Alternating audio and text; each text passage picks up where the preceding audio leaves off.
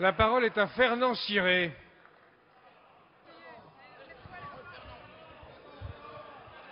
Merci, Monsieur le Président. Mes chers collègues, ma question s'adresse à Madame Roselyne Bachelot-Narquin, ministre des Solidarités et de la Cohésion sociale. Madame la ministre, demain, mercredi 22 février, se tient le Conseil national consultatif des personnes handicapées qui rendra un avis sur le rapport produit par le gouvernement à la suite de la deuxième conférence nationale du handicap qui s'est tenue en juin 2011.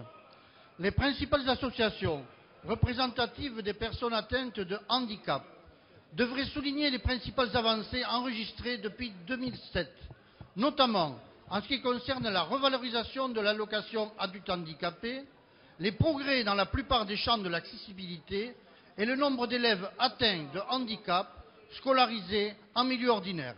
Elle pourrait également attirer l'attention du gouvernement sur un certain nombre de points de vigilance, comme par exemple le respect de l'échéance 2015, la formation des enseignants ou encore la situation des enfants qui pourraient rester encore sans solution éducative. Ce gouvernement, depuis 5 ans, a beaucoup fait pour l'intégration pleine et entière des personnes handicapées et notamment des enfants. Je tiens d'ailleurs ici à souligner le travail exemplaire qu'a mené le sénateur Paul Blanc sur le sujet, une référence en la matière.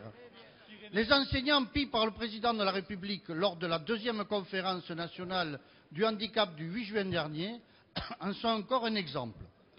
122 mesures ont été annoncées, que ce soit sur le champ de la scolarisation, de l'emploi ou encore de l'accessibilité.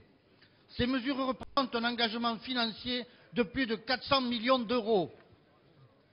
Madame la ministre, pouvez-vous nous indiquer les intentions du gouvernement concernant la politique en faveur des personnes handicapées? Merci.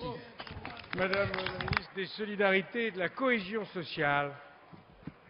Monsieur le Président, Mesdames et Messieurs les députés, Monsieur le député Fernand Ciré, la politique en direction de nos compatriotes handicapés est une priorité sociale absolue du Président de la République et nous sommes chargés avec Marianne Monchamp de la mettre en œuvre. Nous nous y consacrons entièrement. Le plan de création de places est arrivé à mi-parcours et nous avons tenu nos engagements. 50% des places pour adultes sont autorisées, 50% des places pour enfants sont créées. Pour ce qui concerne l'accessibilité, le Président de la République l'a dit lors de la dernière conférence nationale du handicap, l'échéance de 2015 sera tenue, elle n'est pas négociable et le gouvernement émettra un avis négatif sur l'article 1 de la proposition de loi dite Doligé qui prévoit un certain nombre de dérogations. Cela n'est pas possible, cela n'est pas admissible. La scolarisation, elle aussi, a avancé. 130 000 enfants, 131 000 enfants étaient scolarisés au début du quinquennat de Nicolas Sarkozy. Nous sommes à 217 000. Le nombre d'auxiliaires de vie scolaire a encore augmenté de 10 000 à la dernière rentrée scolaire pour atteindre 41 000. Et Luc Châtel vient d'augmenter de 30% les crédits dans la dernière loi de finances à destination des enfants scolarisés. L'emploi a marqué aussi des points. 2,3% de personnes handicapées dans les entreprises qui sont soumises à cette obligation d'embauche, qui sont à 2,9%. Nous espérons bien, avec François Sauvadet, atteindre 6%. Nous atteignons déjà 5%, 6% dans la fonction publique d'État. D'ores et déjà, dans le ministère que j'ai l'honneur de servir, nous atteignons 6,7% de personnes handicapées.